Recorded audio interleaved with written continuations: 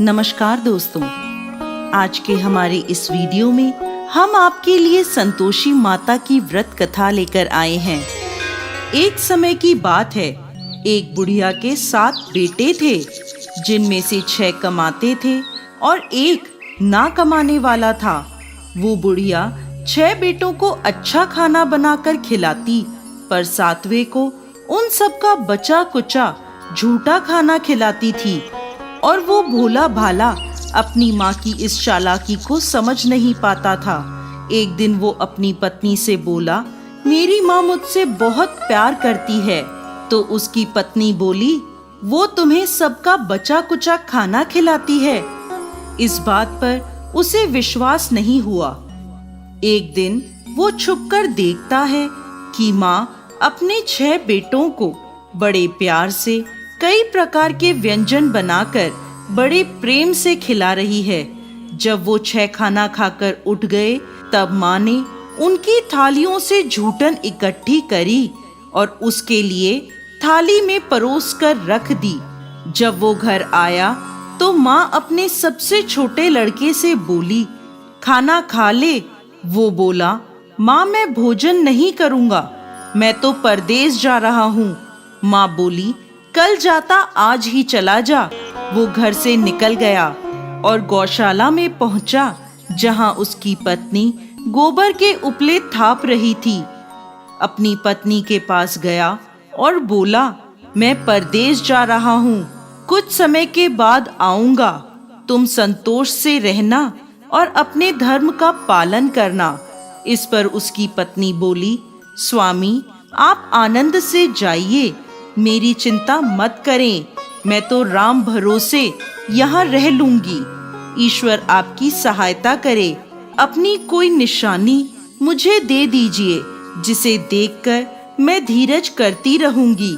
इस पर वो बोला, मेरे पास इस अंगूठी के सिवा कुछ भी नहीं है, तुम ये रख लो और मुझे भी अपनी कोई निशानी दे दो।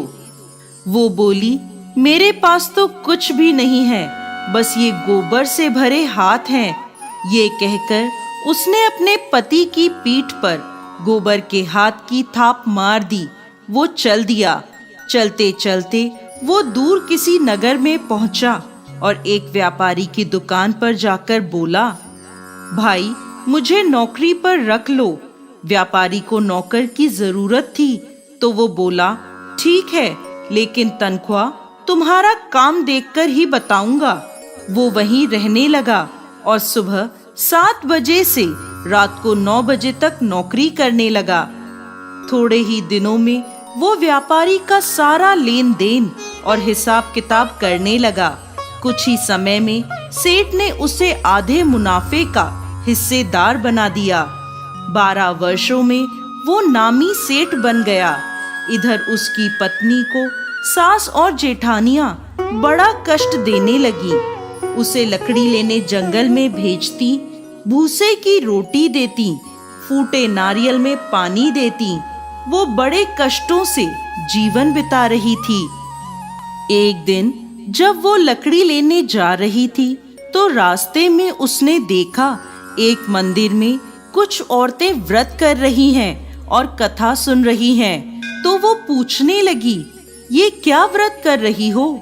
इसे करने से क्या होता है और ये कैसे करते हैं? तब एक स्त्री बोली, ये संतोषी माता का व्रत है, इसे करने से मनवांछित फल प्राप्त होता है और गरीबी, मन की चिंताएं, मुकदमे, कलह, रोग आदि सब नष्ट होते हैं। संतान सुख, धन, शांति और मनपसंद वर मिलता है और दूर गए पति के दर्शन होते हैं। उन्होंने उसे व्रत की विधि बता दी।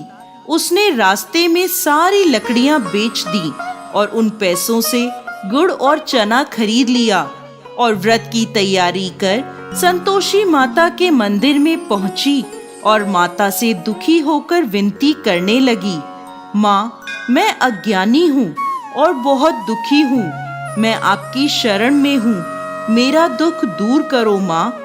अब वो हर शुक्रवार ऐसा ही करती। एक दिन माता को उस पर दया आ गई। एक शुक्रवार उसके पति का पत्र आया और अगले शुक्रवार पति का भेजा धन उसे मिला।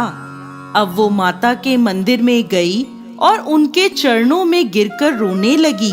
बोली, माँ, मैंने पैसे कब मांगे थे? मुझे तो अपना सुहाग चाहिए। मैं तो अपने स्वामी के दर्शन और सेवा करना मांगती हूँ। तब संतोषी माता ने प्रसन्न होकर कहा, जा बेटा, तेरा पति जल्द ही आएगा।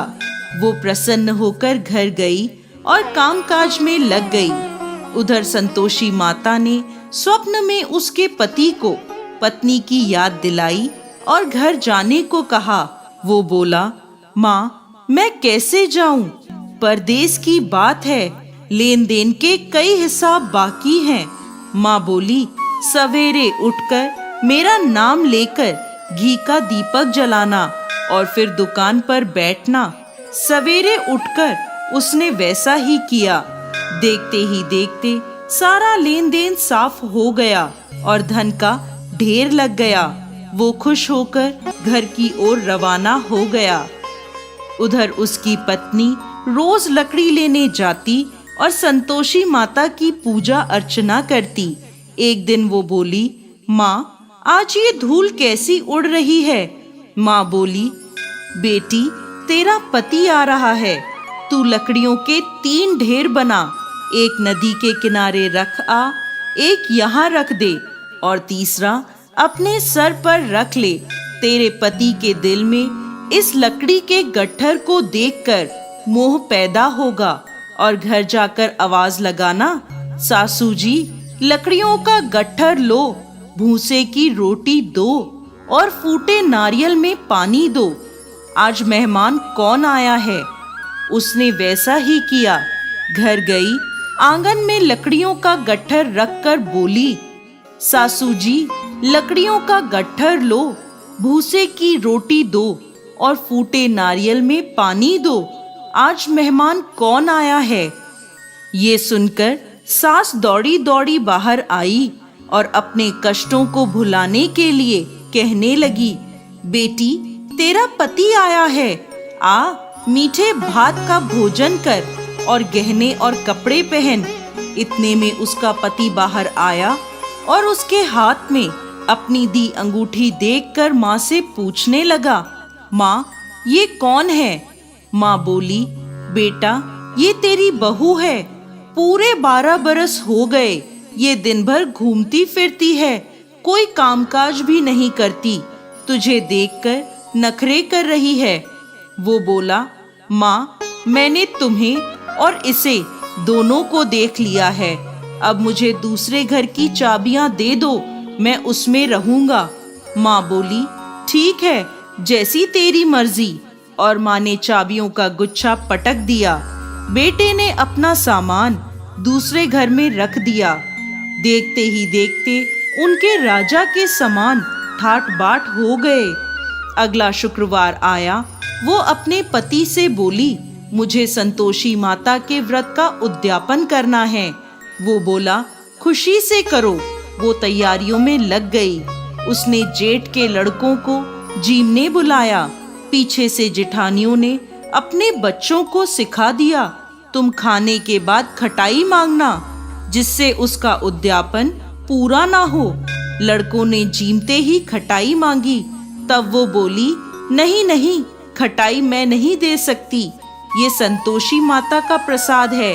लड़के बोले, तो फिर पैसे दे दो। भोली भाली समझ नहीं सकी और उन्हें पैसे दे दिए। वो उन पैसों से खटाई लेकर खाने लगे। इस पर संतोषी माता क्रोधित हो गईं। राजा के दूत उसके पति को पकड़कर ले गए। वो बेचारी रोती हुई माता के मंदिर में गई और बोली, माता, ये क्या किया? माता बोली, पुत्री, मुझे दुख है कि तुमने अभिमान करके मेरा व्रत तोड़ा है और इतनी जल्दी सब भूल गई। वो बोली, माता, मैंने तो कुछ गलत नहीं किया। मैंने भूल से लड़कों को पैसे दे दिए। मुझे क्षमा करो, मैं दोबारा तुम्हारा उद्यापन करूंगी। माता बोली, जा, तेरा पति रास्ते में आता हुआ मिलेगा। वो चली गई। रास्ते में उसे उसका पति आता हुआ दिखा। उसके पूछने पर बोला, राजा ने मुझे मिलने के लिए बुलाया था। अगले शुक्रवार उसने फिर उद्यापन किया। जेठ के लड़कों को बुलाया। जेठानियों ने फिर उन्हें सिखा दिया। लड़के भोजन के पहले बोले, खटाई मिलेगी? तब वो बोली, खटाई नहीं मिलेगी। अब उसने ब्राह्मण के लड़कों को बुलाकर भोजन कराया और दक्षिणा दी। संतोषी माता उससे प्रसन्न हो गई और 9 महीने बाद उसके चंद्रमा के समान सुंदर पुत्र हुआ। वो अपने पुत्र को लेकर रोजाना मंदिर जाने लगी। एक दिन संतोषी माता ने सोचा, ये रोज यहाँ आती है, आज मैं इसके घर जाकर इसका ससुराल देखती हूँ।